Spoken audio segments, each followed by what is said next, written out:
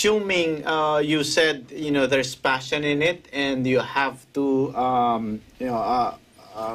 be as you mentioned, everything is online, and you are trying to democratize this, which is true because of the capabilities via the internet and all the possible technologies. Pero ano naman yung mga applications nito? Can you cite, assuming I am a student and I want to enroll in your creative voice training, what is it in there that after training, what's the demand for in the job market for people who would want to pursue voice acting lessons from your institution?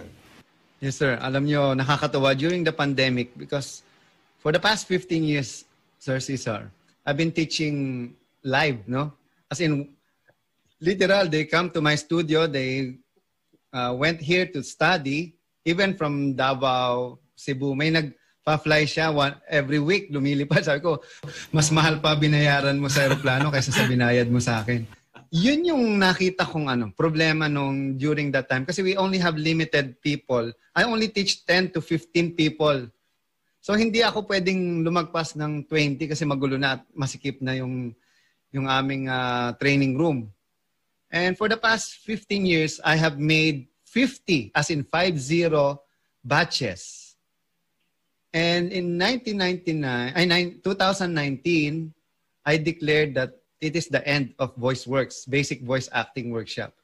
So, hindi ko alakalain na ito papasok na yung magkakaroon ng pandemic. No? Ito nga, January, February, I created this program called Voice Act Now to prepare for an online training.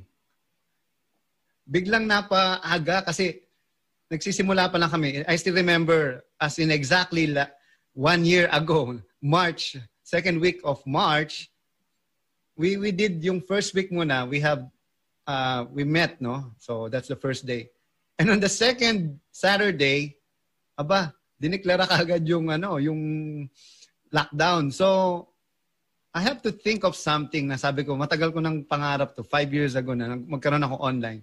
So I have to shift sa online automatically. But of course, I don't know how to do it. So what I did is I give free workshop every week, no? Different programs for the next 3 months. Just to practice, just to learn how to do it. And mind you, sir, yun ang kagandahan. Since it's free, there's like thousands of people who applied for scholarship. So I only accepted 100 per training. So nakakatuwa. Ang daming mga natuto, maraming nabigyan ng chance.